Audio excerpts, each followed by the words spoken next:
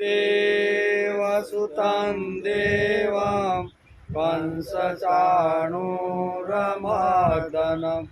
देवकी परमानन्दं कृष्णं वन्दे जगद्गुरुं गुरुर्ब्रह्मा गुरुर्विष्णु गुरुर्देवो महेश्वर गुरु साक्षात् परब्रह्म तस्मै श्री गुरुवे नमः। नारायणं नमस्कृत्यं नरं चैव नरोत्तमं देवी सरस्वती व्यासं ततो जयमुदीरये ततो जयमुदीरये। जय भगवान, जय भगवान, जय भगवान, जय भगवान। 7 नंबरનો શ્લોક। समस्त गोपनंदनम रुदम्बुजेकमोदनं नमामि कुञ्ज मध्यगं प्रसन्नभानुशोभनं निकामकामदायकं दगन्तचारुसायकं रसालवेणुगायकं नमामि कुंजनायकम। समस्त गोप नंदनम એનો અર્થ થાય સગળા ગોપને આનંદ આપનાર।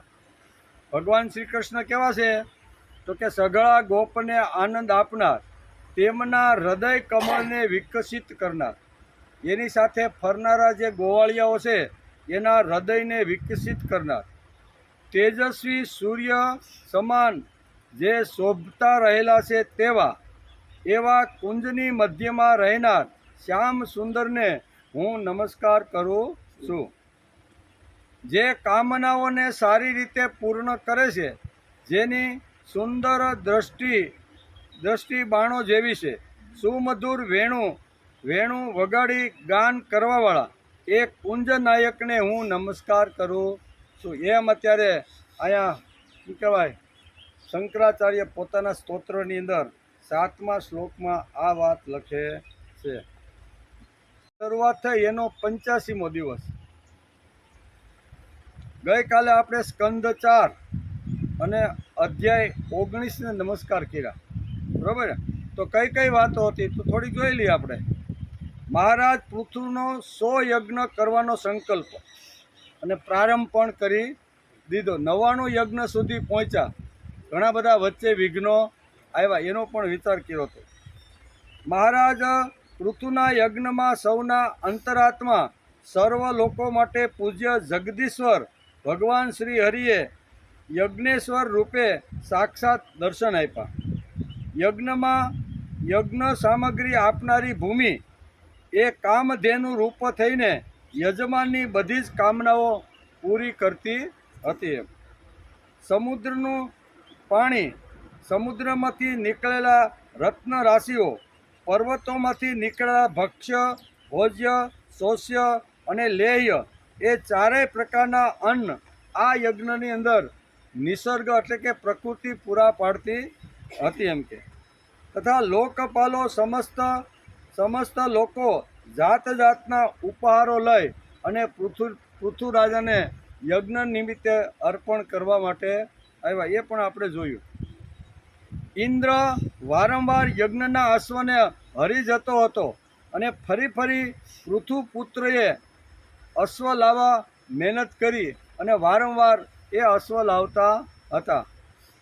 રાજા પૃથુ ઇન્દ્રને મારવા માટે તૈયાર થઈ ગયા। એને ખબર પડી કે વારંવાર અશ્વ, આ યજ્ઞનો અશ્વ છે એ કોણ લઈ જાય છે, ખબર પડી કે આ ઇન્દ્ર રાજા એનું હરણ કરી જાય છે। તેથી અહીંયા પૂજામાં બેઠેલા યજ્ઞની અંદર આહુતિ હાલે છે, 99મો યજ્ઞ ચાલે છે, બરાબર ને?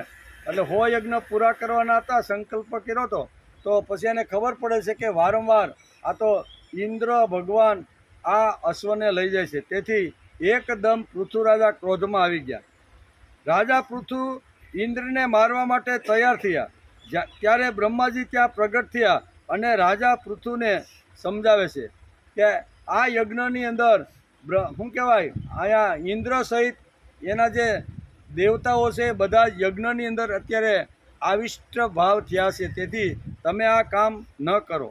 જરા જુઓ તો ખરા, જે ઇન્દ્ર તમારો અશ્વ ચોરી ના તમારા યજ્ઞમાં વિઘ્ન નાખી રહ્યો હતો, તેના જ રચેલા આ મનોહર પાખંડો તરફ બધી જ પ્રજા ખેંચાતી જાય છે. અહીંયા બ્રહ્માજી સરસ મજાનો ઉપદેશ આપે છે. એ પણ આપણે ગઈકાલે જોયું. જ્યારે પૃથ્વીરાજા શું કહેવાય અહીંયા ઇન્દ્રને મારવા માટે તૈયાર થયા, ત્યારે બ્રહ્માજી ત્યાં આવે છે અને કહે છે કે તમે એને મારી શકતા નથી. ભલે એણે તમારા ઘોડા અશ્વને હરણ કરવાનો પ્રયત્ન કર્યો, પણ જેમ જેમ એ હરણ કરતો જાય છે, પાછો આવતો જાય છે, તો એમ પાખંડ સમાજમાં વધતું જાય છે. શા માટે? તો કે ઇન્દ્ર અનેક પ્રકારના રૂપ ધારણ કરીને આવે છે.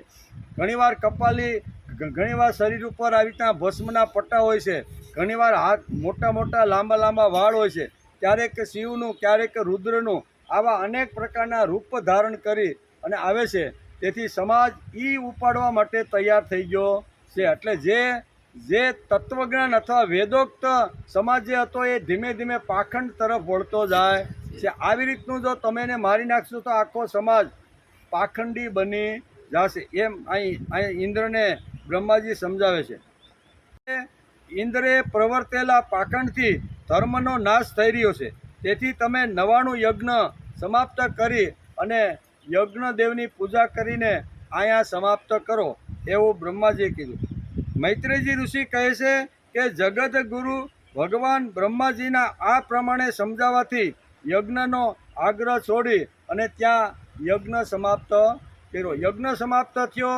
ઋત્વિજો બધા ત્યાં જે યજ્ઞ માટે આવ્યા હતા એ બધાને દાન દક્ષિણા પુષ્કળ આવી રીતની આપી અને એ યજ્ઞની સમાપ્તિ કરવામાં આવી. અહીંયા સુધી આપણે ગઈકાલે જોતા હતા. સમાધાન થઈ ગયું. પછી અહીંયા શું કહેવાય કે ફરીથી અહીંયા પોતાના વ્યવહારની અંદર લાગી ગયા. ત્યાં સુધી આપણે 19માં શું કહેવાય અધ્યાયમાં વિચાર કર્યો હતો. આજે આપણે 20મો અધ્યાય. હે?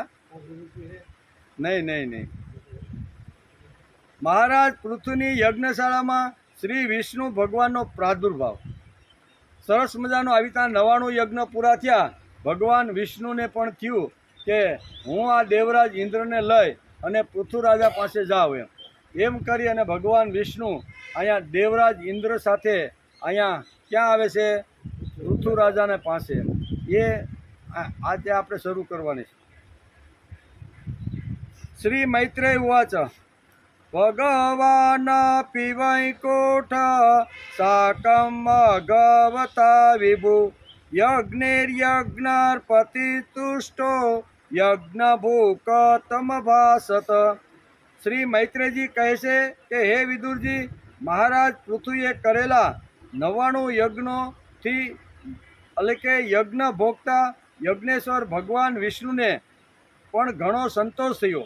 ઇન્દ્રની સાથે ત્યાં ઉપસ્થિત થઈ તેમણે મહારાજ પૃથુને આ પ્રમાણે કીધું. ત્યાં ઇન્દ્રની સાથે અત્યારે ભગવાન પોતે સ્વયં આવ્યા છે. એ સ્વયં આવ્યા છે. એ 2 થી 16 શ્લોકની અંદર અહીં વેદવ્યાસે અહીંયા ભગવાન વિષ્ણુએ અહીંયા રાજા પૃથુને કઈ રીતની સલાહ આપી છે એનું સુંદર મજાનું 15 શ્લોકની અંદર વેદવ્યાસે વર્ણન કર્યું છે. મૈત્રેય ઋષિ વિદુરજીને કહે છે એના 15 શ્લોક છે, 2 થી 16. ભાગવત, શ્રીમદ ભાગવતના 2 થી અધ્યાય 20 અને 2 થી 16 શ્લોક જો વાંચું તો એની અંદર ભગવાન વિષ્ણુએ જે તત્વજ્ઞાન અહીંયા રાજા પૃથુને કીધું છે ખૂબ જ સરસ છે. કોનાના શું કહેવાય મઢી અને ઘેરે રાખવા જેવા છે આ બધા શ્લોક. એટલા સરસ મજાના 15 શ્લોકની અંદર ભગવાનના મુખારવિંદની વાણી છે. ભગવાન પોતે જ અત્યારે પૃથ્વીરાજાને આ તત્વજ્ઞાન સમજાવી રહ્યા છે. યજ્ઞનો પ્રારંભ થયો, યજ્ઞ ભાગ મળી ગયો, બરાબર. પછી અહીંયા ઇન્દ્રની સામે થોડુંક શું કહેવાય મન થોડુંક મેલું થયું એટલે ઇન્દ્રને લઈને જે અત્યારે અહીંયા પૃથ્વીરાજા પાસે આવ્યા છે. અને પૃથ્વીરાજાને કીધું, શું કીધું? શ્રી ભગવાન ઉવાચ એષ તે કારિષદગ્ન અયમેઘ સતસ્ય ક્ષમાપયત આત્માનં મમુષ્ય ક્ષંતુ હર્વસી સુધીય સાધવો લોકે નર દેવ નરોત્તમ નાભિયુહ્યંતિ ભૂતેભ્યો યહિનાત્મા કલેવર. આમ કરીને 15 શ્લોકની અંદર ભગવાન વિષ્ણુ અત્યારે રાજા પૃથુને કહેશે કે હે રાજન, તમારા 100 અશ્વમેઘ યજ્ઞ પૂરા કરવાના સંકલ્પમાં ઇન્દ્રે વિઘ્ન નાખ્યું છે. હવે એ તમારી ક્ષમા ઈચ્છે છે. શું કહે છે? તમારા 100 યજ્ઞ પૂરા ન થાય એટલા માટે ઇન્દ્રે તમારા યજ્ઞોની અંદર વિઘ્ન નાખ્યું છે. એમ ભગવાન સ્વયં પોતે અત્યારે અહીંયા રાજાને કહે છે, એટલે કે નાખ્યું છે. હવે એ તમારી ક્ષમા ઈચ્છે છે તો તમે તેને ક્ષમા કરી દો. એમ શું કહે છે? ક્ષમા કરવું એ તો મોટું ઘરેણું કહેવાય. ક્ષમા વીરસ્ય ભૂષણમ, એમ સંસ્કૃતમાં પણ કહે છે. ક્ષમા એ વીરનું આભૂષણ છે, તેથી તમે એને ક્ષમા કરી દો. હે નરદેવ, હે રાજા પૃથુ, જે શ્રેષ્ઠ મનુષ્યો સાધુ અને સદબુદ્ધિ સંપન્ન હોય છે તેઓ બીજા જીવો સાથે દ્રોહ કરતા નથી, કારણ કે આ શરીર એ જ આત્મા નથી. એમ શરીર એ આત્મા. બહુ સરસ. વિષ્ણુ ભગવાન અહીંયા 15 શ્લોકની અંદર રાજા પૃથુને કહે છે કે આ શરીર છે ને એ આત્મા નથી. શરીરથી આત્મા કાંઈક જુદો છે. શરીર તો નાશવંત છે, અંદરથી આત્મા ચાલ્યો જાય છે. એટલે પંચમહાભૂતોની અંદર આ દેહ અંદર ભળી જાય છે. તેથી કહે છે કે આ જે નર દેહ જે માણસને જે મળ્યો છે એ નર દેહ આત્મા નથી. એમ ભગવાન વિષ્ણુ અત્યારે કહે છે. હે નરદેહ, જે શ્રેષ્ઠ મનુષ્યો સાધુ અને સદબુદ્ધિ સંપન્ન હોય છે તેઓ બીજા જીવો સાથે દ્રોહ કરતા નથી, કારણ કે આ શરીર એ જ આત્મા નથી. જો તમારા જેવા લોકો પણ મારી માયાથી મોહિત થઈ જાય તો સમજવું જોઈએ કે દીર્ઘકાળ સુધી જ્ઞાનીજનોની કરેલી સેવાનો માત્ર શ્રમ જ હાથમાં લાગ્યો રહેશે. તમારા જેવા આવી રીતના વિદ્વાન, જ્ઞાની, કર્તૃત્વવાન રાજા જો આ સમજી શકતા ન હોય તો બીજા લોકો તો આ વાત ક્યાંથી સમજી શકશે? તેથી એનો ખાલી પરિશ્રમ રહે. એને જે ફળ પ્રાપ્ત થવું જોઈએ એ ફળ એને મળશે. બહુ સરસ વાત અત્યારે 15 શ્લોકની અંદર ભગવાન વિષ્ણુ અહીંયા સ્વયં ત્યાં શું કહેવાય ઇન્દ્ર ભગવાન સાથે આવીને કહે છે. જ્ઞાની મનુષ્ય આ શરીરને અવિદ્યા, વાસના અને કર્મનું જ પુતળું સમજે છે અને તેનામાં આસક્ત થતો નથી. આ પ્રમાણે જે આ શરીરમાં આસક્ત નથી તે વિવેકશીલ મનુષ્ય એનાથી ઉત્પન્ન થયેલા ઘર, પુત્ર, ધન વગેરેમાં પણ મમતા કેવી રીતે રાખી શકે? બહુ સરખા. મમતા આ શરીરની અંદર મમતા કેવી રીતે રાખી શકે? આ આત્મા એક શુદ્ધ, સ્વયં પ્રકાશ, નિર્ગુણ, ગુણોનો આશ્રયભૂત, સર્વવ્યાપક, એટલે કે આવરણ રહિત, સૌનો સાક્ષી એટલે કે દ્રષ્ટા અને બીજા આત્માથી રહિત. તેથી શરીરથી આ આત્મા ભિન્ન છે. તો તમે આ શરીરથી રહેલો આત્મા જો ભિન્ન હોય તો એ સમજવાનો તમે કેમ પ્રયત્ન કરતા નથી? આમ ભગવાન વિષ્ણુ અત્યારે કહે છે, જે પ્રમાણે શરીરથી ભિન્ન જાણે છે તે પ્રકૃતિ સાથે સંબંધ રાખતો હોવા છતાં પણ તેના ગુણોથી લેપાતો નથી. પ્રકૃતિ સાથે સંબંધ રાખે પણ એને સમજે છે કે આ દેહ એ આત્મા નથી. આત્મા તો દેહ કરતાં કંઈક જુદો છે. એવી સમજણ રાખીને સમાજમાં જે વિચરતો રહેલો જે માનવ છે એ પ્રકૃતિ સાથે સંબંધ રાખે તો પણ એ ગુણોથી લેપાતો નથી, કારણ કે તેની સ્થિતિ મુજબ પરમાત્મામાં જ રહે છે.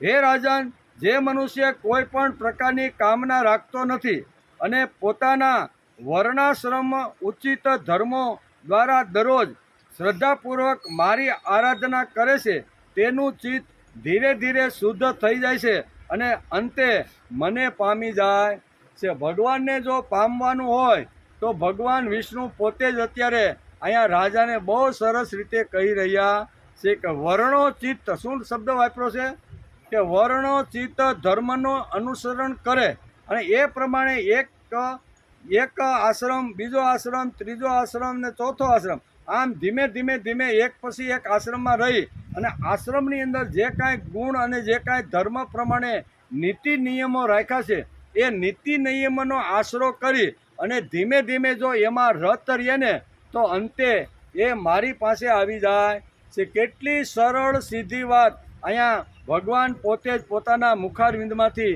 રાજા પૃથુને આ વાત સમજાવે છે. ઘણા બધા સરસ શ્લોકો છે.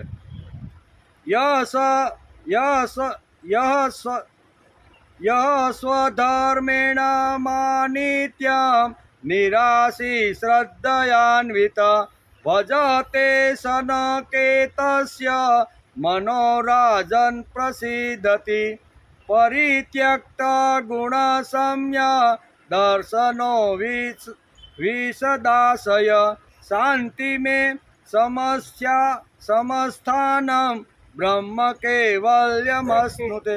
બહુ સરસ શ્લોકો અહીંયા વેદવ્યાસે ભાગવતના 20મા અધ્યાયની અંદર 4થા સ્કંદની અંદર બહુ સરસ રીતે આ શ્લોકો લખ્યા છે. એ શ્લોકોનો જો માણસ અભ્યાસ કરે, એની અંદર મનન ચિંતન કરીને ઊંડો ઉતરે તો બ્રહ્મચર્યાશ્રમમાંથી સીધો સંન્યાસાશ્રમમાં ઠેકડો મારવાની જરૂર નહીં. આ શ્લોકમાં આ વાત આખી સમજાવી છે.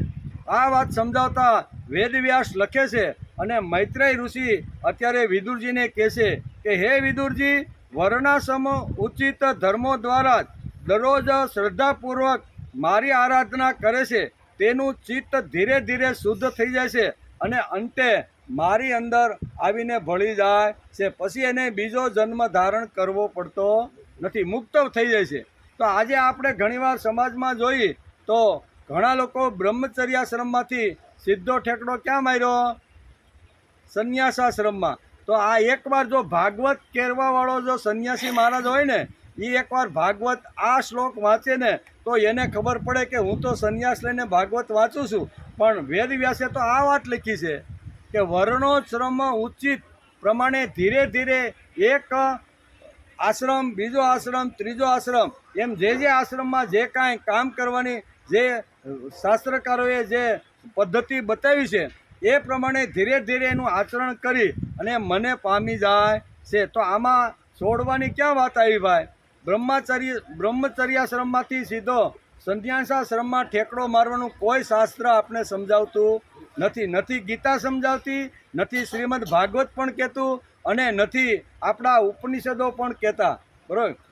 પૂર્વન નેવેહ કર્માણી જીજી વિશેષતાઓ સમા એવમ તઈ નાન્ય થેસ્તી ન કર્મ લિપ્યતે. ઉપનિષદ પણ આ જ વાત કહે છે કે માણસે આવી રીતના કર્મ કરતાં કરતાં એક કર્મ, બીજું કર્મ, એક આશ્રમ, બીજો આશ્રમ, બીજા આશ્રમ, પછી ત્રીજો આશ્રમ, આમ ઉત્તરોત્તર માણસે પ્રગતિ કરી અને અંતુ પ્રભુમય બની અને પ્રભુનો બની જાય છે. પછી આ જગતની અંદર એને નવો દેહ ધારણ કરીને આવવાની જરૂર પડતી નથી. મુક્તિ જો જોતી હોય તો ખાલી વસ્ત્ર બદલવાથી મુક્તિ મળતી નથી, ઘર છોડવાથી મુક્તિ મળતી નથી, બૈરી છોડવાથી મુક્તિ મળતી નથી. ના, આપણે તો હવે સંસારમાં ઉતરી ગયા છે એટલે આપણે હવે ઘર છોડ્યું, કુટુંબ છોડ્યો, પરિવાર છોડ્યો અને હવે અમે તો ભગવા વસ્ત્ર ધારણ કરી અને હવે અમે મુક્તિના રસ્તે જઈ રહ્યા છીએ. તો આ મુક્તિ, આ જે વૈરાગ્ય છે, વિશિષ્ટ પ્રકારનો જે વૈરાગ્ય છે એ આ રીતે પ્રાપ્ત થતો નથી. પ્રાપ્ત કરવાનો હોય તો વેદ વ્યાસે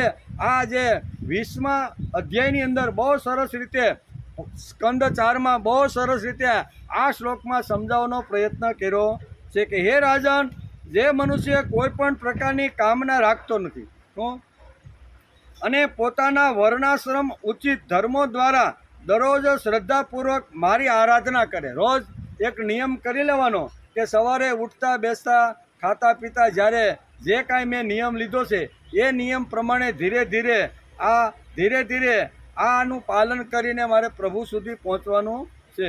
એટલે કે ધર્મો દ્વારા દરરોજ શ્રદ્ધાપૂર્વક મારી આરાધના કરે છે, તેનું ચિત્ત ધીરે ધીરે શુદ્ધ થઈ જાય છે. શ્રદ્ધાપૂર્વક રોજ આરાધના. અહીં કાંઈ લખ્યું નથી કે શ્રાવણ મહિનો અથવા અધિક મહિનો આવે તો 2 મહિનામાં ભગવાનની આરાધના કરી લ્યો, 2 મહિના સુધી ભગવાન શિવજીના મંદિરે જાઓ હાથમાં જળનો લોટો લ્યો અથવા બીલીપત્ર લ્યો, અને અમારું તો ભાઈ વ્રત છે. શું છે?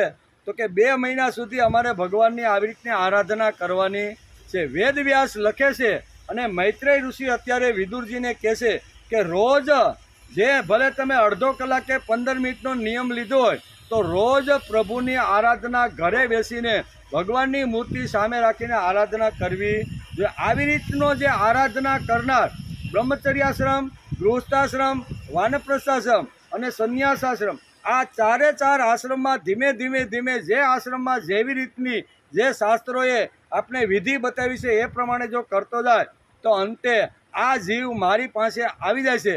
હું એનો સ્વીકાર કરું છું અને પછી એને જન્મ લેવાની જરૂર પડતી.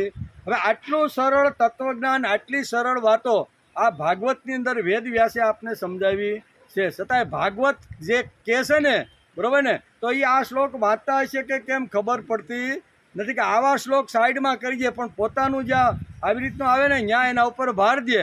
પણ જ્યારે આ વાત જ્યારે આવે છે ત્યારે આવા અનેક શ્લોકોને સાઈડ કરતા રહેલા છે. ઘણા બધા શ્લોકની અંદર બહુ સરસ વાતો સમજાવી છે. આગળ કહે છે કે ચિત્ત શુદ્ધ થઈ જવાથી તેનો વિષયો સાથે સંબંધ રહેતો નથી. બરાબર ને? વિષયો સાથે પછી સંબંધ રહેતો નથી, તથા તેને તત્વજ્ઞાનની પ્રાપ્તિ થઈ જાય છે. પછી તો તે મારી સમતારૂપ સ્થિતિ પ્રાપ્ત કરી લે છે. આ જ પરમ શાંતિ, પરમ બ્રહ્મ અથવા કૈવલ્ય છે. તેથી ધીમે ધીમે આરાધના કરતો શ્રદ્ધાપૂર્વક રોજ મારું સ્મરણ કરતો જે આશ્રમમાં હોય એ આશ્રમના નીતિ નિયમો પાળીને ધીમે ધીમે આગળ વધી અને મારામય બની જાય છે. આમાં ક્યાં આગ્રું છે ભાઈ? આમાં સોણી કાઢીને ભગવા વસ્ત્ર પહેરવાની ક્યાં ભાઈ વાત કરી છે? આમાં આપણી જે સ્થિતિ, જે આપણે બ્રાહ્મણ હોય, આ બધી વાતો કરી છે. અહીં લખ્યું છે ને કે વર્ણાશ્રમ ઉચિત, એટલે વર્ણ અને આશ્રમ બંને. વર્ણમાં બ્રાહ્મણ, ક્ષત્રિય, વૈશ્ય અને શૂદ્ર, આ વર્ણો છે. અને આશ્રમ એટલે બ્રહ્મચર્યાશ્રમ, સંન્યાસ. આ બંને વાતો સરળ રીતે સમજી અને પોતાના નીતિ નિયમો નક્કી કરી અને એ પ્રમાણે જીવન જીવવાનો પ્રયત્ન કરે તો એ પરબ્રહ્મ પરમાત્મા સુધી આવી શકે છે અને પાછી ત્યાંથી એને આવવાની જરૂર પડતી નથી. સ્કંદ 4માં વેદવ્યાસે વર્ણાશ્રમ ધર્મ ઉપર ભાર મૂકીને કહ્યું છે કે જે માણસ વર્ણાશ્રમોચિત પાલન કરશે તે શુદ્ધ પવિત્ર થઈ અને મને જ પામશે. માણસ જન્મો, મોટો થયો, ઉંમર થઈ કે પરિણો, છોકરા થયા એટલે શું પૂર્ણ જીવન થઈ ગયું? હવે આ જીવન તો પશુ પક્ષીઓ પણ જીવતા રહેલા છે. માણસનો જન્મ થાય, ધીમે ધીમે મોટો થાય, પછી ભણે થોડું ઘણું, ભણ્યા પછી સંસારની શરૂઆત કરે, સંસાર કર્યા પછી નાના બાળકો થાય, એ પણ ધીમે ધીમે મોટા થાય અને 75 કે 80 વર્ષે માણસ મૃત્યુ પામે. તો આને કાંઈ જીવન કહેવાય? આ જીવન તો આજે પશુ પક્ષી પણ જીવતા રહેલા છે. તો માણસ અને પશુમાં ફરક શું છે? તો આપણા નીતિશાસ્ત્રમાં ઘણા બધા શ્લોકો છે કે આહાર નિંદ્રા ભય મેથુન ચ સામાન્ય મેતત પશુભી નરામ ધર્મો હિ તેસામ અધિક વિશેષ ધર્મેણ હિનાહી પશુભી નરાણામ. બહુ સરસ રીતે આપણા નીતિશાસ્ત્રમાં શાસ્ત્રકારોએ આ શ્લોક લખી રાખ્યો છે કે આહાર, નિંદ્રા, ભય અને મૈથુન, આ 4 વસ્તુ જેમ માણસની અંદર છે એ 4 વસ્તુ પશુની અંદર પણ છે. આટલી જ જો પાલન કરતો હોય, ખાવું, પીવું, રહેવું અને સંસાર કરી અને આવી રીતનો વ્યવહાર કરો તો એ તો પશુ પક્ષી પણ કરતા રહેલા છે. તો માણસ અને પશુ જુદો ક્યાં પડે છે? તો બીજી પંક્તિમાં અહીંયા બહુ સરસ લખ્યું, ધર્મો હિ તેસામ અધિક વિશેષ ધર્મેણ હિનાહી પશુભી નરાણામ. ધર્મથી માણસ જુદો પડે છે. પશુ અને માણસને બેયમાં જો જુદો કરવાનો હોય તો 4 વાત તો બેયમાં સરખી છે. આહાર, નિંદ્રા, ભય અને મૈથુન આ પશુમાં પણ છે અને એ જ વસ્તુ માણસમાં છે. તો માણસ અને પશુ બે તો સરખા જ કહેવાય. તો આ બેને જુદા પાડવા હોય તો શું કરવું પડે? તો કે ધર્મો હિ તેસામ અધિક વિશેષ ધર્મેણ હિનાહી પશુભી નરાણામ. ધર્મથી માણસ જુદો પડે છે. આ ખવાય, આ ન ખવાય, અહીંયા જવાય, આ ન જવાય, આ પીવાય, આ ન પીવાય. આ જે બધો જે વિચાર જે ભગવાને જે મન અને બુદ્ધિ વિશિષ્ટ પ્રકારની જે આપી છે ને, એ પશુઓને આવી રીતની સ્વતંત્ર વાત કરી શકે એવી વાણી ભગવાને પશુઓને આપી નથી, માણસને આપી છે. માણસની સામે નોનવેજની આવી રીતની ડીશ આવે તો માણસ વિચાર કરે કે આ ખોરાક મારો નથી, આ તો હિંસક પશુઓ જે છે ને એ માંસાહારી છે, અમે તો શાકાહારી છે, અમારે આ ખોરાક ખવાય ને. આ જે વિચાર કરે, આ જે વાત સમજાવે એ શું કે તેસામ ધર્મો વિશે, એટલે કે આ ધર્મથી આ માણસ છે અને આ પશુ છે એમ ધર્મથી જ માણસને જુદો પાડી શકાય છે. તેથી અહીં શાસ્ત્રકારો કહે છે કે માણસનો જન્મ થયો, ધીમે ધીમે મોટો થયો, ભણ્યો, પરિણો, છોકરા સાબરા થયા, એ પણ મોટા થયા, ઘરડો થયો અને મૃત્યુ પામ્યો. તો આટલું જ જીવન છે, આમાં કાંઈ કરવાનું? તો આટલું તો કૂતરા અને બિલાડા બધાય કરે છે, પશુ પક્ષી કરે છે, એમાં એને કાંઈ વિશેષ? તો આપણે એના કરતાં વિશેષ કંઈક કરવું જોઈએ એમ આપણું શાસ્ત્ર સમજાવે છે. તેથી અહીં કહે છે શું માણસ પર, એટલે કે માણસ જન્મો, મોટો થયો, ઉંમર થઈ કે પરિણો, છોકરા થયા એટલે શું પૂર્ણ જીવન થઈ જાય છે? શું માણસ પર સંસ્કાર ન પડવા જોઈએ? પડવા જ જોઈએ. શું કહે છે? શું માણસ ઉપર સંસ્કાર ન પડવા જોઈએ? કપાસ, કાચા હીરા, કાચું હોનું, ઘઉં, ઊન વગેરે બધા ઉપર સંસ્કાર થાય તો તેની અનેક ગણી કિંમત વધી જાય છે. એવી રીતે માણસની અંદર પણ જો સંસ્કાર પડે ને તો માણસની અનેક ગણી કિંમત વધી જાય છે. કાચું સોનું હોય તો એટલી કિંમત હોતી નથી, પણ એને જ્યારે ખાણમાંથી બહાર કાઢી અને એની જ્યારે શુદ્ધિકરણ કરી અને જ્યારે તપાવીને જ્યારે કરવામાં આવે અને પછી એનો ઘાટ ઘડીને જો ઘરેણાં બનાવવામાં આવે તો અનેક ગણી કિંમત વધી જાય છે. હીરો કાચો રફ હોય તો એની એટલી બધી કિંમત હોતી નથી, પણ હીરોને તોડી ફોડી અને એને ઘાટ ઉપર ઘડી અને સરસ મજાનો જો આકાર આપવામાં આવે તો બજારમાં અનેક ગણી કિંમત એની વધી જાય છે. એવી રીતે ઘણા બધા એનો અર્થ બધા ઉપર સંસ્કાર થાય તો કિંમત વધે, હીરા ઉપર સંસ્કાર થાય તો કિંમત વધે. ઘઉં જે આપણી પાસે છે એનો લોટ કરી અને એમાંથી જો મીઠાઈ બનાવીએ અને બજારમાં મૂકીએ તો 300-400 રૂપિયાની કિલો થાય, બરાબર ને? આમ આપણે લેવા જઈએ તો 20 કિલોના 400 થી 450 રૂપિયા ભાવ આવે, પણ એક જ કિલોના 400 થી 450 રૂપિયા આવે. એનું કારણ શું છે કે એના ઉપર એવા સંસ્કાર કરવામાં આવ્યા. એવી રીતે કપાસ હોય, કપાસમાંથી ઝીંડું થાય, ઝીંડવામાંથી સરસ મજાનો કપાસ થાય અને કપાસમાંથી લોઢીને જ્યારે એને રૂ તૈયાર કરી અને જ્યારે એનું વણાટ કરી અને બજારમાં મૂકવામાં આવે છે અને ત્યારે આપણે કહીએ છીએ કે ભાઈ બાપા જાય ખાદી ભંડારમાં કે આ મારે 5 મીટર કાપડ જોઈએ છે, શું ભાવ છે?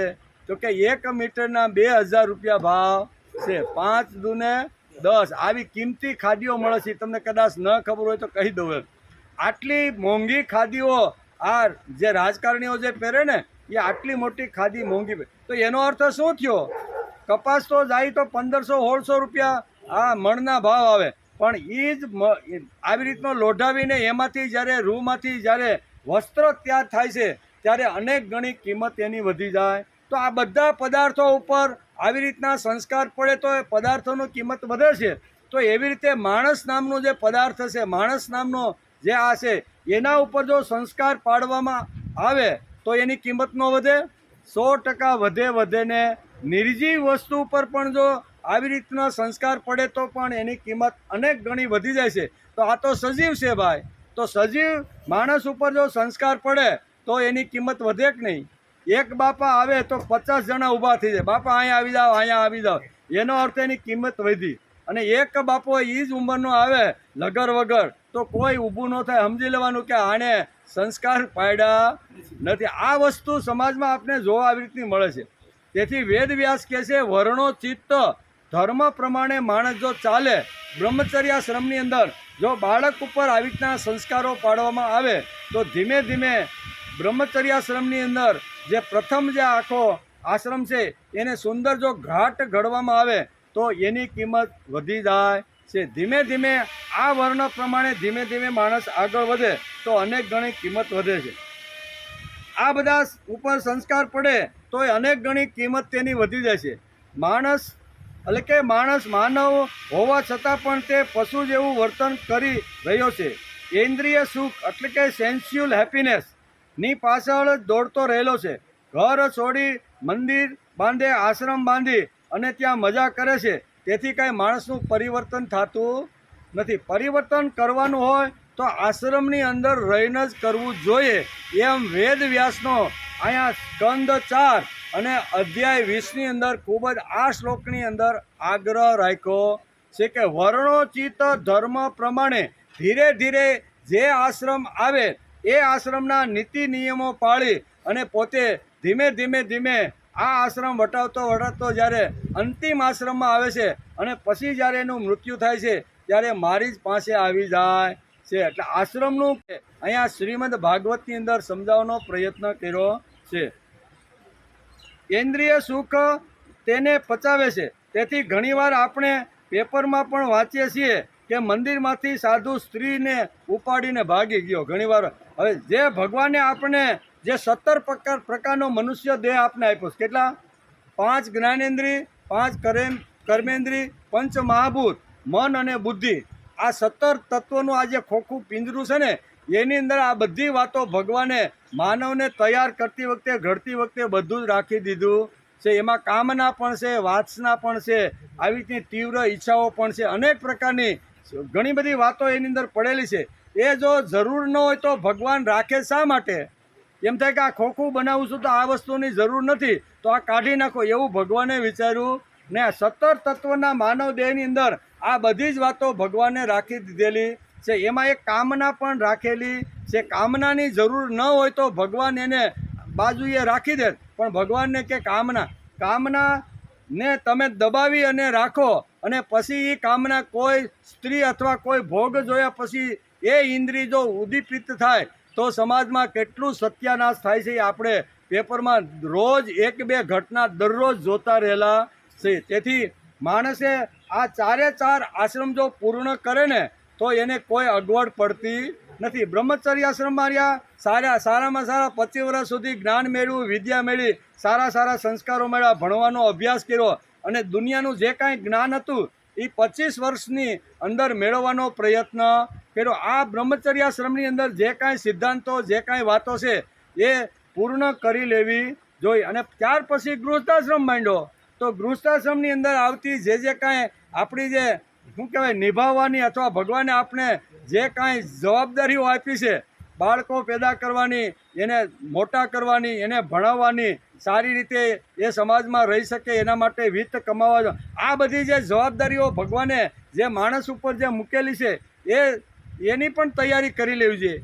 એ પણ આશ્રમ સારામાં સારી રીતે ભોગવી લેવો જોઈએ. ત્યાર પછી આવે છે વાનપ્રસ્થાશ્રમ. 50 વર્ષ પૂર્ણ થઈ ગયા, બરાબર. હવે મેં દીકરાઓ માટે, પૌત્રો માટે ઘણું બધું મારી પાસે જે પ્રમાણે તાકાત, શક્તિ, બુદ્ધિ જે કાંઈ હતું એ પ્રમાણે એની વ્યવસ્થા મેં કરી છે. હવે મારે જ્યાં જવું છે એની વ્યવસ્થા મારે પોતાએ કરવાની છે. એના માટે શાસ્ત્રકારોએ 3જો આશ્રમ બતાવ્યો છે. અને 3જો આશ્રમ એટલે વાનપ્રસ્થાશ્રમ. એટલે વાનપ્રસ્થાશ્રમની અંદર માણસે સંસારનો વ્યવહાર, કારભાર, યુવાન દીકરો 25-27 વર્ષનો થાય તો એને સોંપી અને આત્માના કલ્યાણ માટે માણસે પ્રયત્ન કરી લેવો જોઈએ. આમ કરતાં થોડો સમય ઘરમાં, થોડો સમય બહાર, એમ કરતાં 75 વર્ષ પૂર્ણ થઈ જાય અને પછી 74મો વર્ષ શરૂ થાય એટલે સંન્યાસાશ્રમ શરૂ થઈ જાય છે. તો સંન્યાસાશ્રમની અંદર સંપૂર્ણ મારું જીવન, જે ભગવાને મને માણસ બનાવ્યો, જે ભગવાને મને સરસ મજાના આ 17 તત્વનો દેહ બનાવ્યો છે, એ ભગવાનનું સ્મરણ કરતાં મારે મારું જીવન પવિત્ર બનાવવાનું છે. તેથી વેદવ્યાસ લખે છે કે વર્ણોચિત ધર્મો દ્વારા રોજ શ્રદ્ધાપૂર્વક ભગવાનનું સ્મરણ કરતાં જો માણસ આવી રીતનો કરે તો એ અંતે મારી સુધી પહોંચી જાય છે. આમ સંન્યાસાશ્રમના જે ગુણધર્મો છે એ ગુણધર્મો પરિવારમાં રહી, કુટુંબમાં રહી અને પાળવાનો માણસે પ્રયત્ન કરવો. આ બધી સરસ વાતો વેદવ્યાસે અહીંયા સ્કંદ 4 અને અધ્યાય 20ની અંદર બહુ સરસ રીતે લખી છે. અને ભગવાન વિષ્ણુ પોતે જ અત્યારે અહીંયા રાજા પૃથુના ત્યાં આવી અને એને કહેશે કે ભાઈ, તમે 99 યજ્ઞ પૂરા કર્યા, બ્રહ્માજીની વાત તમે સાંભળી અને એ પ્રમાણે તમે જીવન જીવવાનો પ્રયત્ન કર્યો છે. તેથી હું અત્યારે ઇન્દ્ર રાજા સહિત અહીં બધાને લાવ્યો. આ બધી વાતો અત્યારે વેદવ્યાસે આ અધ્યાયની અંદર લખી રાખી છે. ઇન્દ્રિય સુખ તેને નચાવે છે. તેથી ઘણીવાર આપણે આવી રીતના જાય છે. માણસે એવો કયો વાઘ માર્યો છે કે જેને લીધે પોતાને વખાણે છે, મોટો ગણે છે. આપણે ઘણા ખરા સંસ્કારોને ઉડાવી દીધા છે અને સંસ્કાર શૂન્ય માણસ બને ત્યારે સમાજની અધોગતિ થઈ જાય છે. સંસ્કાર માણસને મળવો જોઈએ, બાળપણથી મળવો જોઈએ. તેથી 25 વર્ષે એના માટે સંસ્કાર માટે રાખી દીધા છે. આ સંસ્કાર બાળપણથી જ બાળકને મળવા જોઈએ. એવું બહુ સરસ અહીંયા વર્ણોસમ ઉચિત ધર્મ કેવો હોય એની અંદર વેદ વ્યાસે બહુ સરસ મજાની આ વાત આપણે સમજાવી છે. માણસ જન્મો એટલે તેને ખાવા પીવા જોઈએ, રહેવા ઘર જોઈએ, પહેરવા કપડાં જોઈએ. તે મેળવવા એ રાત દિવસ દોડે, એમાં કાંઈ ખોટું કરતો નથી. ગૃહસ્થાશ્રમ મળ્યા પછી આ બધી જ વાતો અહીંયા આ થતી રહેલી છે. તો એ કાંઈ ગૃહસ્થાશ્રમ વાળો બગડી ગયો છે અને ગૃહસ્થાશ્રમ છોડ્યો છે એ મોટો છે, આવું સમજવાનું કોઈ કારણ નથી. નહીંતર આપણે તો ભગવો વસ્ત્ર કોઈ આવીને જોવે, 16-17 વર્ષનો સંન્યાસી હોય તો 80 વર્ષના ગૃહસ્થી બાપા એના પગમાં પડી જાય છે. આ પગમાં પડવાની કોઈ જરૂર નથી. શા માટે? તો કે અહીંયા શાસ્ત્રકારો કહે છે કે 4 આશ્રમ માણસે પૂર્ણ કરી લે અને પૂર્ણ કરેલો પવિત્ર થયેલો જે જીવ છે એ જીવ અંતે મારી સુધી આવી જાય છે. આ બધી જ વાતો શાસ્ત્રકારોએ સારી રીતે સમજાવવાનો પ્રયત્ન કર્યો છે. આ બાહ્ય સૌંદર્યની આવશ્યકતા છે, પરંતુ માનસિક, બૌદ્ધિક અને આત્મિક સૌંદર્યના ભોગે મેળવીને તેનો શું અર્થ? આ બાહ્ય સૌંદર્ય બહુ સારું એમ, બરાબર, બહાર લાગે કે આ તો મહાત્મા તો પહોંચી ગયેલા મહાત્મા લાગે છે, એટલે અપ ટુ ડેટ એના કપડાં વપડા જોવો, એના તમે દાઢી બાઢી કરેલી હોય ને એ અત્યારના ફુવારા સાટેલા હોય, બરાબર, 50 લાખના મોબાઈલ રાખીને ફરતા હોય, મોટી ગાડીઓ હોય, બરાબર. આપણે બાહ્ય એનો ઠાઠમાઠ જોઈ અને આપણે બધા એના તરફ ઢળી જતા હોય છે. તેથી શાસ્ત્રકારો કહે છે કે બાહ્ય આડંબર કરી અને આવી રીતના જે પાખંડીઓ તમને જે લૂંટવા માટે આવે છે એનાથી ભાગવતકાર કહે છે સાવધાન તમે રહેજો. જે રીતે ઇન્દ્ર પાખંડ કરી અને પૃથ્વીરાજાના યજ્ઞને ધ્વંસ કરી અને પૂરો ન થવા માટે એણે કેટલા બધા પાખંડો રચ્યા હતા. આ પાખંડો જે રચ્યા છે એ પ્રમાણે અહીંયા વિષ્ણુ ભગવાન બહુ સરસ રીતે રાજા પૃથુને આ વાત સમજાવે છે. આંતરિક સૌંદર્ય સમાજની અંદર આવું શારીરિક અનૈતિક જે કામ કરતા રહેલા છે એના ઇતિહાસ વાંચી તો આપને ખબર પડે કે આ સમાજનું કેટલું આ સત્યાનાશ કાઢતા રહેલા છે. તેથી સમાજની અંદર આવી રીતની 4 વાતો ઊભી રાખવા માટે વેદ વ્યાસે આ સરસ આપણે સમજાવવાનો પ્રયત્ન કર્યો છે કે આ વર્ણોચિત આશ્રમ ટકવા જોઈએ અને એ પ્રમાણે એના નીતિ નિયમો પાળીને અંતિમ 100 વર્ષ સુધી જીવી અને પછી ભગવાનને પ્રાપ્ત કરી શકાય છે એવું વેદ વ્યાસ લખે છે. કપડાં બદલવાની જરૂર નથી, કપડાનો રંગ બદલવાની જરૂર નથી, ભગવો મનને લગાડવાનો છે. કેને રંગ? કોને ભગવો લગાડવાનો? આપણા મનને, શરીરના કપડાને ભગવો રંગ લગાડવાનો નથી. આવું શાસ્ત્રે કીધું છે અને આપણે તો ભગવો વસ્ત્રને રંગ લગાડી અને સમાજમાં ફરતા રહેલા છે. અને આ પવિત્ર ચિત્તથી જે ધીરે ધીરે એક પછી બીજો, બીજા પછી ત્રીજો, ત્રીજા પછી ચોથો આશ્રમ ભોગવતો મારી સુધી પહોંચી શકે છે. તેથી ઉતાવળ કરવાની જરૂર. અધ્યાત્મમાં ઉતાવળ કેમ કરવાની? આ તો બધાને ઉતાવળની લગ્ન લાગી છે. કોઈ સફેદ સાડી પહેરીને નીકળી જાય અને કોઈ ભગવું વસ્ત્ર ધારણ કરીને નીકળી જાય. તો આ ઉતાવળ કરવાની કોઈ જરૂર નથી. તમારે જો ભક્તિ જ કરવાની હોય, અધ્યાત્મ જ કરવાનું હોય, સમાજની સેવા કરવાની હોય તો ગૃહસ્થાશ્રમમાં રહીને સારામાં સારી સેવા થઈ શકે છે એમ આપણું શાસ્ત્ર આપણે સમજાવે છે. એટલે સફેદ સાડી પહેરવાની કાંઈ જરૂર નથી, ભગવા વસ્ત્ર પહેરવાની કોઈ જરૂર નથી એમ વેદ વ્યાસ બહુ સ્પષ્ટ રીતે, કારણ કે એ સ્પષ્ટ વક્તા છે એટલે સ્પષ્ટ વક્તા આ કહી શકે. આપણે તો એને જે લખ્યું છે ને એનું ખાલી ભાષાંતર જ કરી. અગવડ હોય, તકલીફ હોય, કોઈને વાંધો હોય ને તો ભાગવત અને વેદ વ્યાસ જ્યાં હોય અત્યારે જે જગ્યાએ એની પાસેથી એને ફરિયાદ કરવાની કે ભાઈ 18,000 શ્લોકમાં તમે આવી વાતો કેમ લખી છે, એ અમને ગમતી નથી. ફરિયાદ કરવી તો ત્યાં જાજો, અમારી પાસે ફરિયાદ કરવા આવતા ને. અમે તો ભાષાંતર જે લખ્યું છે 18,000 શ્લોકનું એનું ભાષાંતર કરીને સમજવાનો અને સમજાવવાનો પ્રયત્ન કરીએ છીએ. તેથી શાસ્ત્રકારોએ માનવને નાનપણથી સંસ્કાર આપવાની યોજના કરી હતી. તેથી જ શ્રી હરિ વિષ્ણુ ભગવાન રાજા પૃથુને વર્ણોચિત ધર્મ સમજાવે છે. પૃથુ રાજાને સમજાવ્યું છે. ગીતામાં પણ ભગવાને અર્જુનને આ જ વાત સમજાવી છે. બંને શાસ્ત્ર શ્રીમદ ભાગવત ઉપાડીએ કે શ્રીમદ ભગવદ્ ગીતાનો અભ્યાસ કરીએ. ભગવાન કૃષ્ણે પણ અર્જુનને કાન પકડીને કીધું, કારણ કે અર્જુન કહેતો હતો કે મારે આની સામે યુદ્ધ કરવું નથી, આના કરતા તો હિમાલયમાં પાછો જાવ, હાથમાં કંબળની અંદર વાંચવા જેવું છે. કે આટલી મોટી દલીલો એને ભગવાનની સામે કરી કે ભગવાન, હું જો આવી રીતનું આ લોકોને મારીશ તો હું નરકમાં જઈશ, મારે નરકમાં જવું નથી, આવા સ્વજનોને મારી અને મારે નરકનો અધિકારી થવું નથી, મારે તો આવી રીતનું સ્વર્ગમાં જવું છે. ને સ્વર્ગમાં જવા માટે તમારું સ્મરણ, એટલે આ માળા પણ બતાવે, આ માળા લઈ અને હું હિમાલયમાં જઈ અને તમારું સ્મરણ કરતો કરતો બાકીના દિવસો પૂરા કરી. આ જે સંન્યાસ લેવા માટે જે તૈયાર થઈ ગયો તો, એ સંન્યાસમાંથી પાછો ગૃહસ્થી બનાવી, એટલું જ નહીં પણ હાથની અંદરથી જે ધનુષ સરકી ગયું હતું, પડી ગયું હતું, એ પણ ઉઠાવીને કહેશે કે નષ્ટો મોહ સ્મૃતિ લબ્ધા. હે ભગવાન, શરૂઆતના અધ્યાયની અંદર મારો જે મોહ હતો, બરોબર, એ મોહ અત્યારે મારો નષ્ટ થઈ ગયો છે. કરીશે વચનન તવ, હવે તમે કહો તે પ્રમાણે હું કરવા માટે તૈયાર થઈ ગયો. કહેવાનો કે સંન્યાસ લેવા માટે જે અર્જુન તૈયાર થઈ ગયો હતો, એને પાછો ભગવાને કાન ઉમેરી મવડી કાઢીને પાછો એને ગૃહસ્થી બનાવી દીધો છે. આમાં સંન્યાસ લેવાની વાત જ ક્યાં આવે છે? સંન્યાસી થવાને નીકળેલાને ભગવાન પાછા ગૃહસ્થી બનાવી શકે છે. તો આજે તો શું કહેવાય, ગૃહસ્થાશ્રમ છોડી અને લોકો અધ્યાત્મ મેળવવા માટે આવી રીતના ઘણા બધા નાટક અને વસ્ત્રો બદલીને સમાજમાં ઘણું બધું કરતા રહેલા છે. તેથી કે છે વેદવ્યાસ અને ભગવાન શ્રી કૃષ્ણે ગીતામાં આશ્રમ વ્યવસ્થા ઊભી કરી છે. અનાશ્રમી ન તિષ્ઠતે, જે અનાશ્રમી છે તે માનવ નથી, એવી ગર્જના ભાગવત કારે કરી છે. શું કે છે? બહુ સરસ છે કે આ જે અનાશ્રમી, જેને ચારે ચાર આશ્રમનો જેને સ્વીકાર કર્યો નથી, એ બધા તો શું કહેવાય, ભગવાન બોલી શકે, આપણાથી બોલાય નહીં. વર્ણાશ્રમોચિત વ્યવસ્થામાં ચતુરાશ્રમનું વર્ણન છે. 16 સંસ્કારો તો માણસને મળવા જોઈએ, ત્યારે માણસ પૂર્ણ થાય છે. આપણને એક બે યાદ છે, બરોબર ને?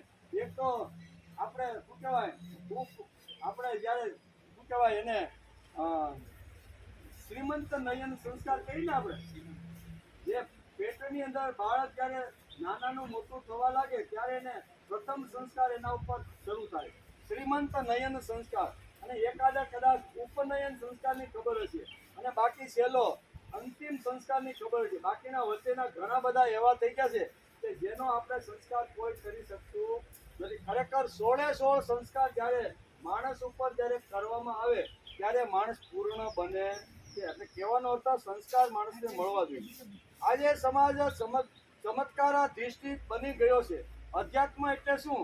કોઈ માટી હાથમાં લઈને તેની સાકર કે કંકુ બનાવી દે, તે આધ્યાત્મિક. આવું સમાજની અંદર આજે ઘણી જગ્યાએ ઘણી જોવા આપણે મળતું રહેલું છે કે ફલાણા બાપુ હતા, ફલાણા જેમ બેન આવ્યા છે ને, બહુ ચમત્કારી, જે હાલે એટલે ત્યાં કંકુના પગલા કાયદેસરના છે.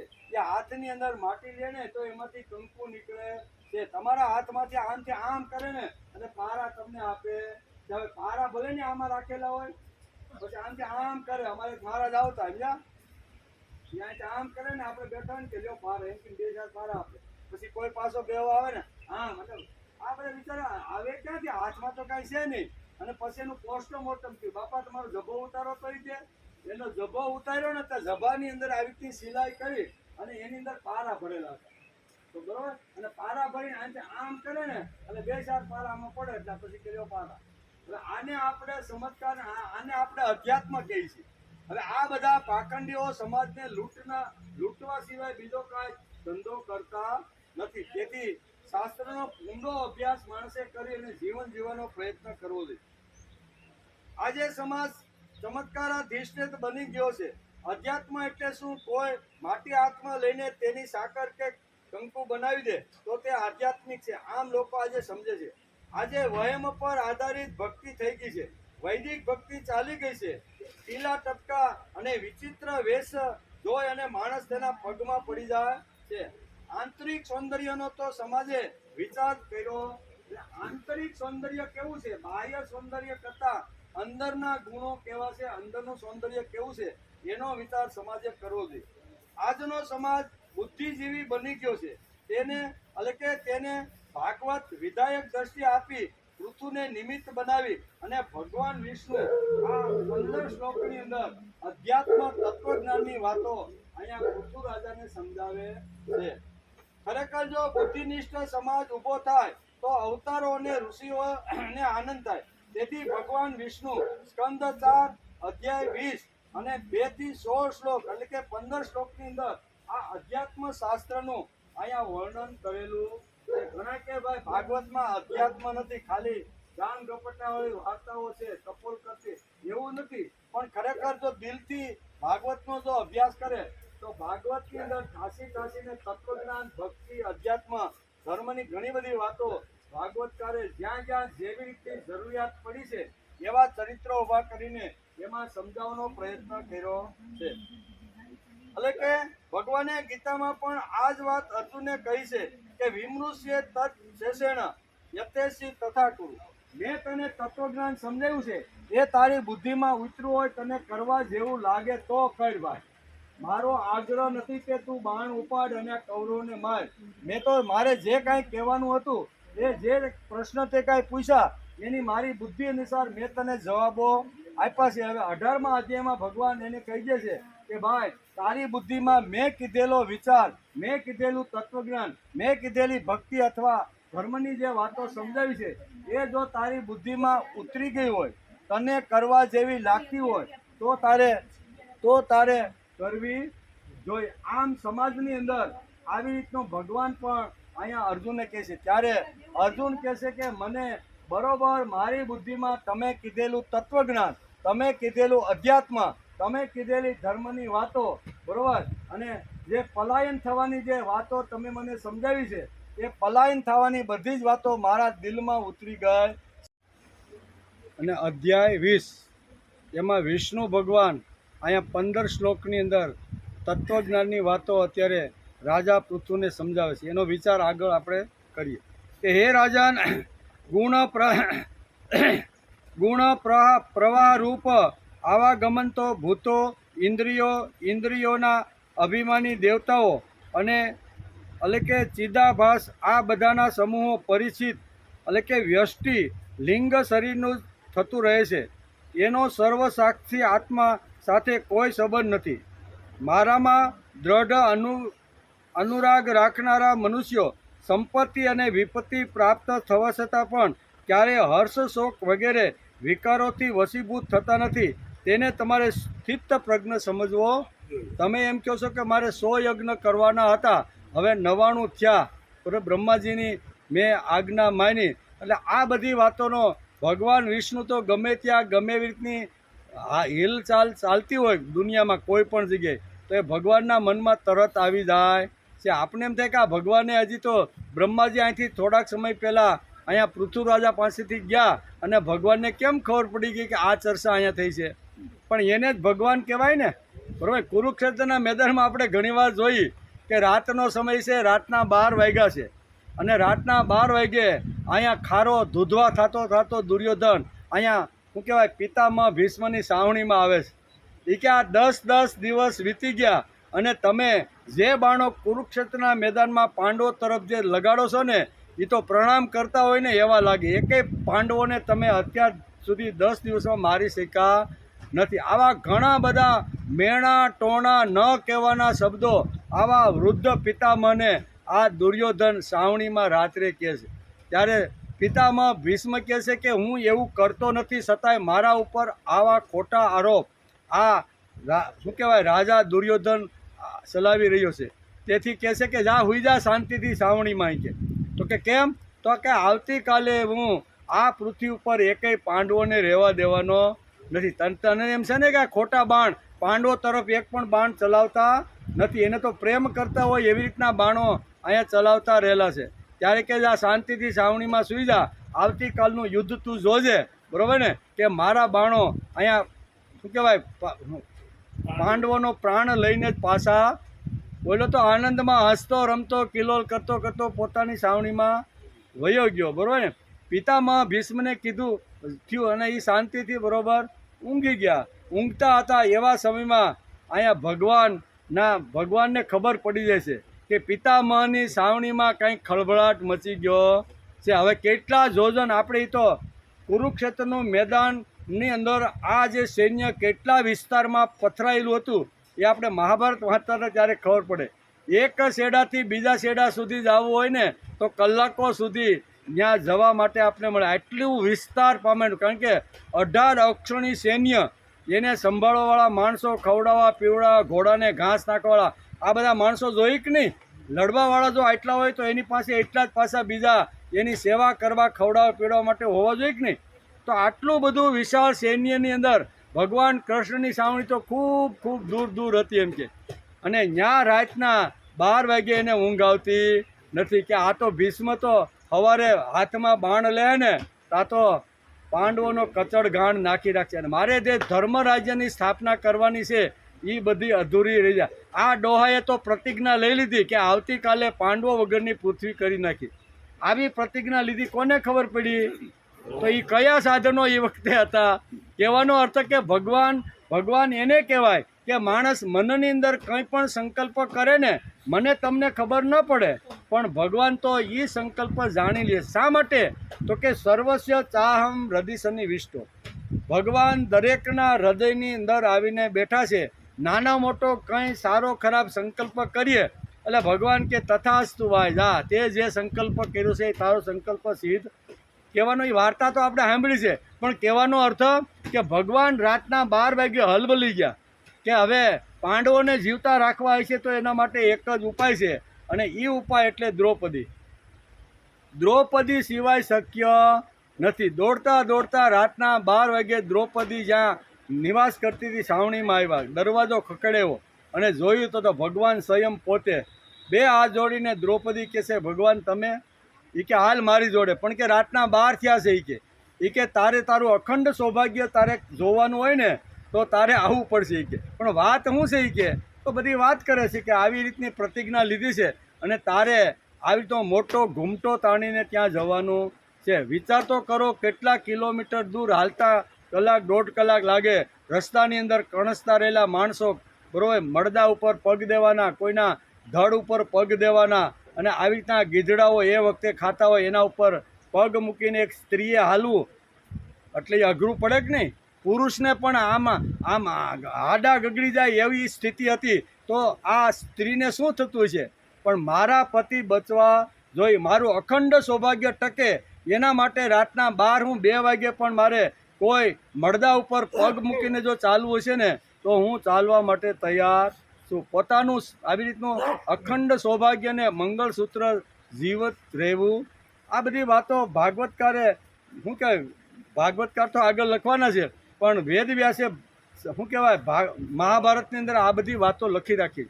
એટલે આવી રીતના જાય છે. હાથમાં ફાનસ, ખેડૂતનો વેશ ધારણ કર્યો છે, માથે પાઘડી છે, કલરબંધ કર્યું પહેરેલું છે, સોવણી પહેરેલી છે, પગમાં જૂતા છે, અને એ પણ આગળ ફાનસ લઈ અને દ્રૌપદીને રસ્તો બતાવતા પિતામહ ભીષ્મની સાવણી તરફ જઈ રહ્યા છે. એટલે દ્રૌપદી પૂછે છે કે સાવણીમાં જઈને મારે કરવાનું શું છે? એ કે તારે કાંઈ કરવાનું નથી. લાંબો ઘૂમટો રાખી અને પિતામહની સાવણીમાં જ્યારે દરવાજા ખોલે ત્યારે તને પગમાં બેસીને નમસ્કાર કરી લેવાના છે. બીજું તારે કાંઈ કરવાનું કે કંઈ તને પછી તને આશીર્વાદ આપ્યા પછી જો કાંઈ પૂછે કે આ કોણ સ્ત્રી છે, મેં આશીર્વાદ તો આપી દીધા, જો તારે કહેવાનું કે હું તો મારા નોકર જોડે આવી છું, તને મારું નામ તારે દેવાનું. નોકર બનીને હાથમાં ફાનસ લઈ ખેડૂતનો વેશ ધારણ કરી અને આ પાંડવોને મારે બચાવવાના છે. રાતના 12 વાગે લીધેલી પ્રતિજ્ઞા ઘણા બધા કિલોમીટર દૂર ઊભા કૃષ્ણએ સાંભળી કે નહીં?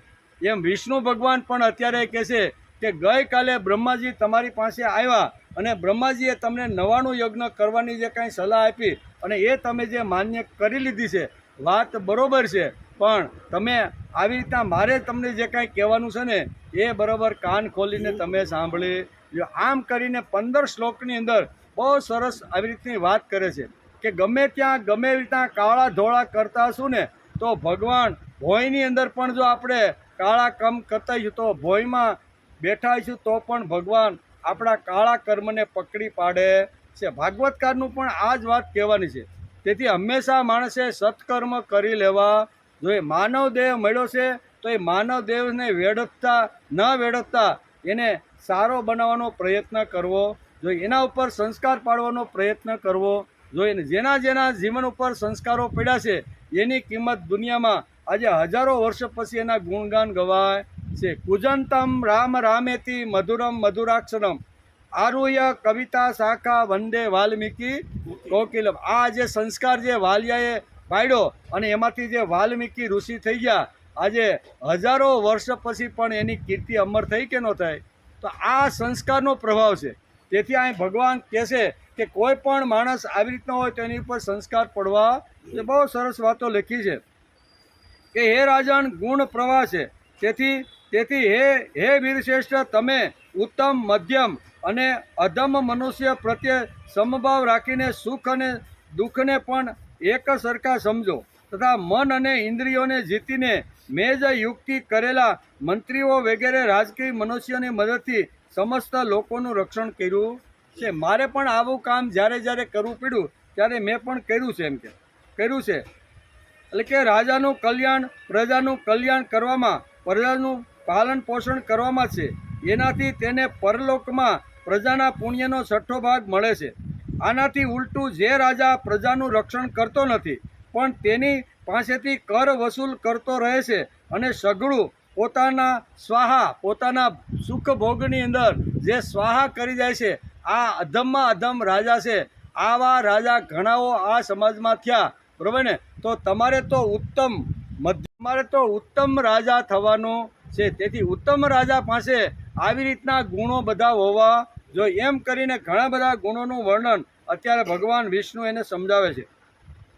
આવું વિચારીને તમે જો શ્રેષ્ઠ બ્રાહ્મણોની સંમતિભૂત અને પૂર્વ પરંપરાથી પ્રાપ્ત થયેલા ધર્મને મુખ્યત્વે અપનાવી લો છો અને ક્યાંક પણ આસક્ત થયા વિના આ પૃથ્વીનું ન્યાયપૂર્વક શાસન કરતા રહેશો તો બધા લોકો તમને પ્રેમ કરશે અને થોડા સમયમાં તમને ઘરે બેઠા સનકાદિક વિદ્વાનો દર્શન આપવા માટે આવશે કે હે રાજન, તમારા ગુણોએ અને સ્વભાવે મને વશ કરી લીધો છે. તેથી તમે મને બોલાવ્યો નથી, તમે મને આમંત્રણ આપ્યું નથી, પણ તમારા ગુણોએ મને વશ કરી લીધો છે. બ્રહ્માજીની બધી જ વાતો તમે સાંભળી અને સાંભળ્યા પછી તમે 99 યજ્ઞ આવી રીતના પૂર્ણ કરી બ્રાહ્મણોને દક્ષિણા આપી અને તેને સારું ધન આપ્યું છે. તેથી આ વાત મને ખૂબ જ યોગ્ય અને સારી લાગી છે. મને એમ થાય કે આવી રીતનું આટલો મોટો રાજા જે પૃથ્વીનું શાસન કરવા માટે નીકળ્યો છે, બરાબર ને? તો એ રાજા પણ આ વાત જો સ્વીકારતો હોય તો મારે પણ એને મળવું જોઈએ, એની પાસે જવું જોઈએ, એની પાસે બેસવું જોઈએ અને થોડી વાતો કરવી જોઈએ. તેથી હું આ વાતો વાગોળવા માટે તમારી પાસે આવ્યો. આટલા મોટા ભગવાન આટલા નાના બનીને અહીંયા પૃથ્વીને આ વાત સમજાવે છે. આ બધું હોવા છતાં તેથી તમારી જે ઈચ્છા હોય તે મારી પાસેથી તમે વરદાન માગી લો.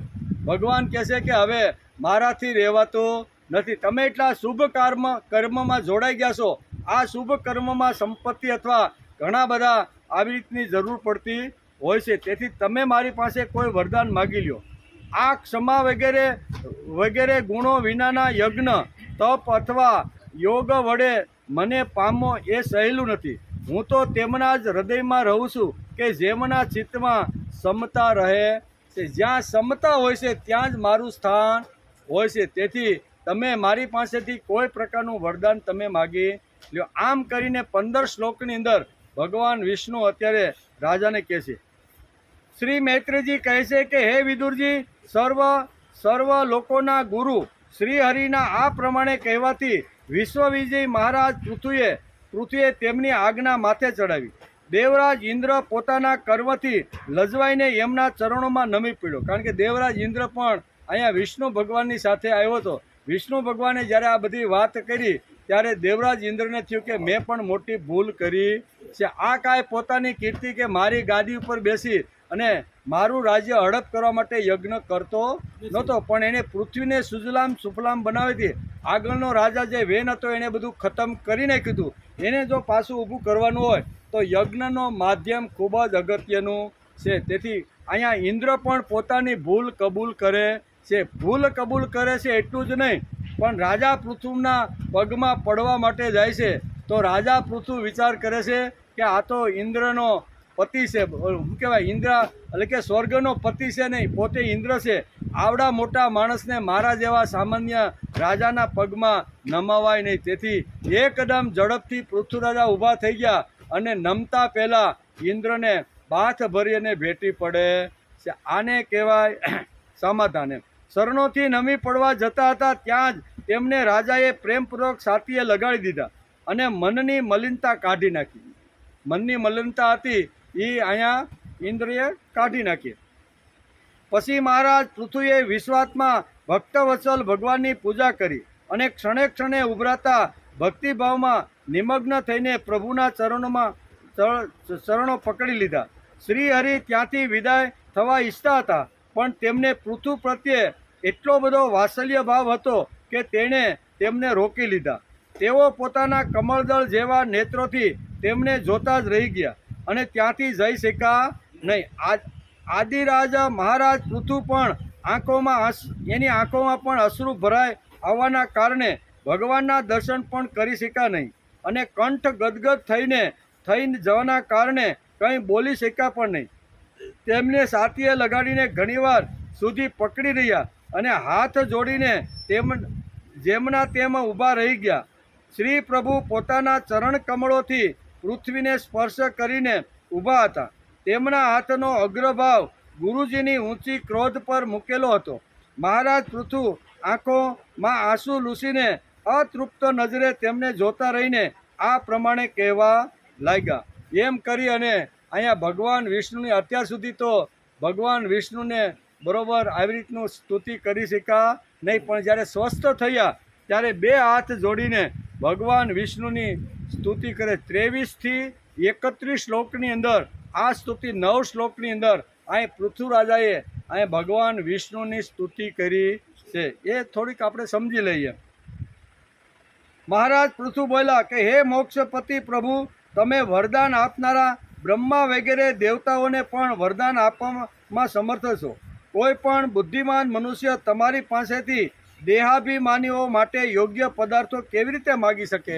તમે મને વરદાન માગવાનું કીધું કે તમારો જ્યાં 99 યજ્ઞ પૂરા કરીને તમે બ્રહ્માજીની વાત માની છે, તેથી હું તમને વરદાન આપું છું, તમે મારી પાસેથી કંઈક માગી લ્યો એમ કે. તો કે દેહાભિમાનીઓ માટે યોગ્ય પદાર્થો માગીને હું શું કરવાનો હતો?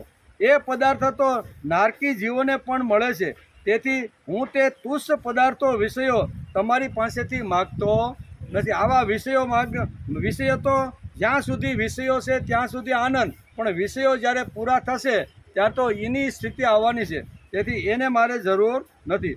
મને તો તે મોક્ષ પદની પણ ઈચ્છા નથી.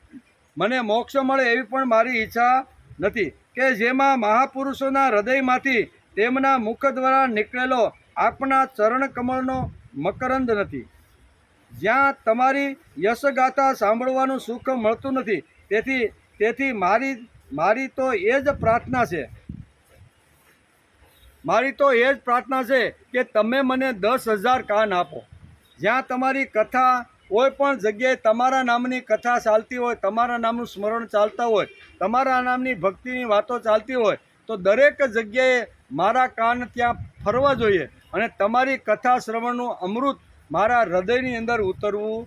આ તમારે જો આપવાનું હોય ને તો 2 કાનથી આટલું બધું તમારું વર્ણન અથવા તમારી આવી રીતના ગાન સાંભળી શકીશ નહીં.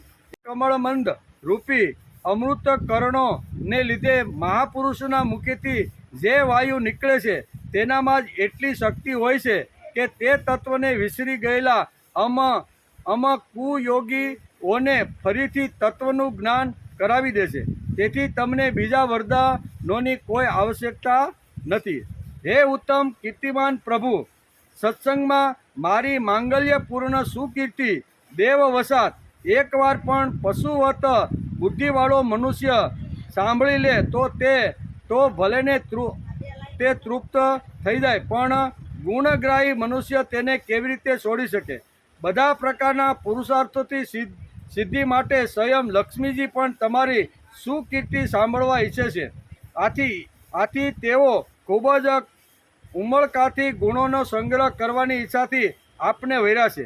અત્યારે લક્ષ્મીજીની જેમ હું પણ અત્યંત ઉત્સાહપૂર્વક સર્વ ગુણોના ધામરૂપ આપ પુરુષોત્તમની સેવા જ કરવા ઈચ્છું છું.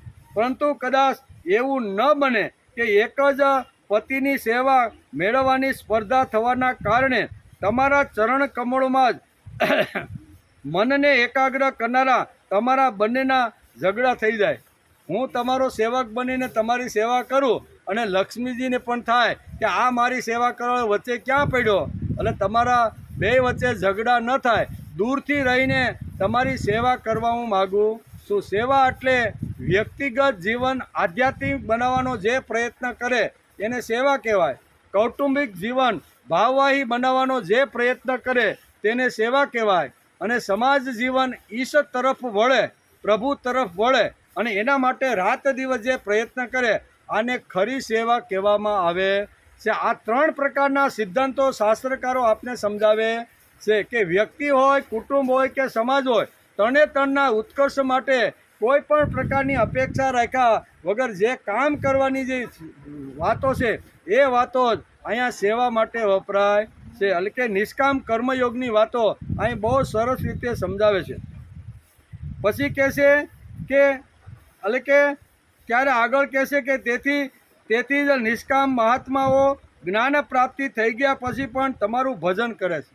પૂર્ણ ટોચે પહોંચેલા મહાપુરુષો પણ તમારું ભજન કરવાનું ચાલુ રાખે છે. નહીંતર આપણે તો પહોંચી ગયા ભાઈ, હવે અમારે કાંઈ અધ્યાત્મની, ભક્તની કે ધર્મની જરૂર.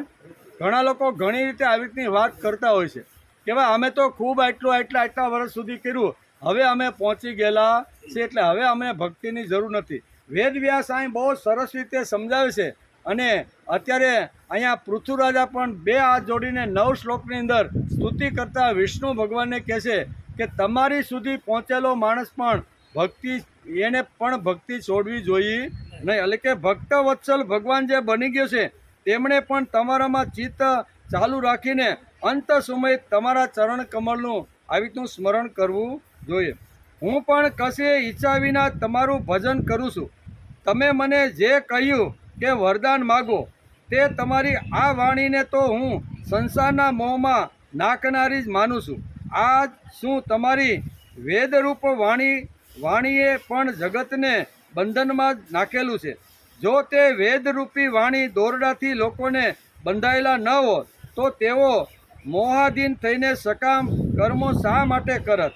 હે પ્રભુ, તમારી માયાને લીધે જ મનુષ્ય પોતાના વાસ્તવિક રૂપ એવા તમારાથી વિમુખ થઈ અજ્ઞપ્રવશ પત્ની, પુત્ર વગેરેની ઈચ્છા રાખે છે.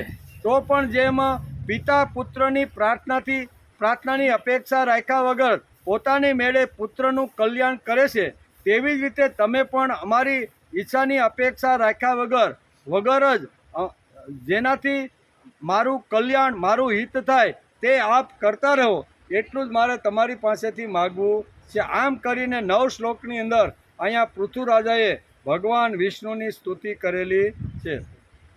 શ્રી મૈત્રેયજી કહે છે કે આદિરાજ પૃથ્વીએ આ પ્રમાણે સ્તુતિ કરી.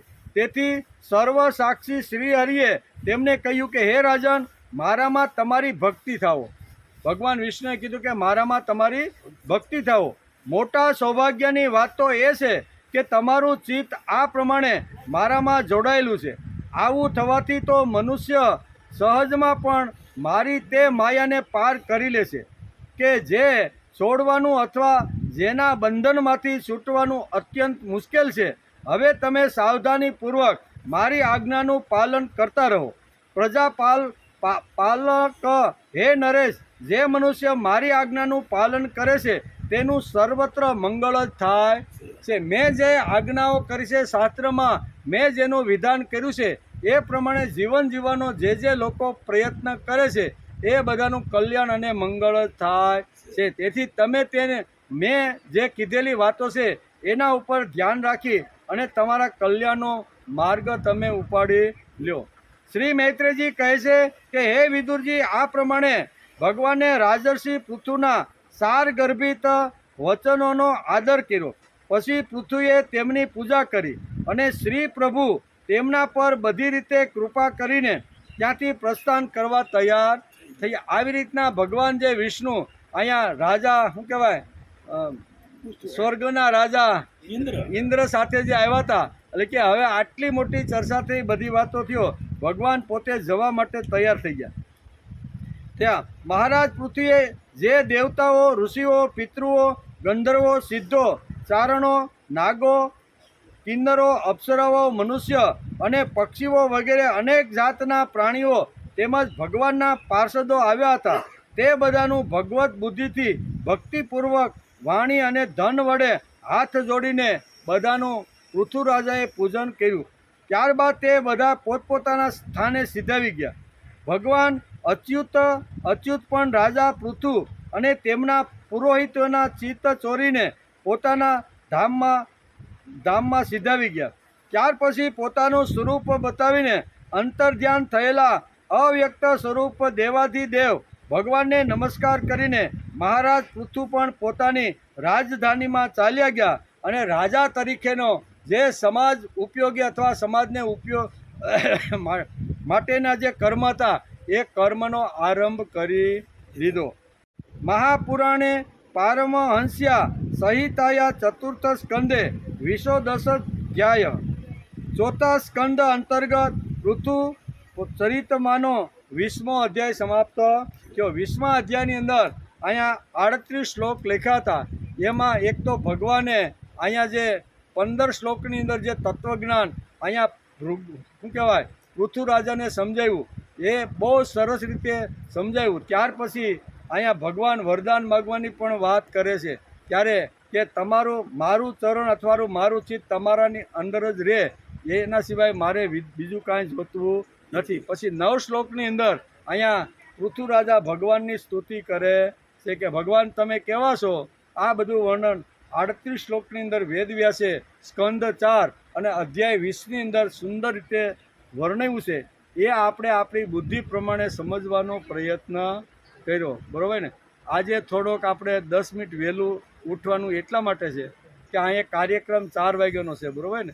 તો અત્યારેની સાફ સફાઈ ચાલે છે, એટલે આપણે જો નીકળી જાય તો આ લોકોને શું બેસવું ન પડે.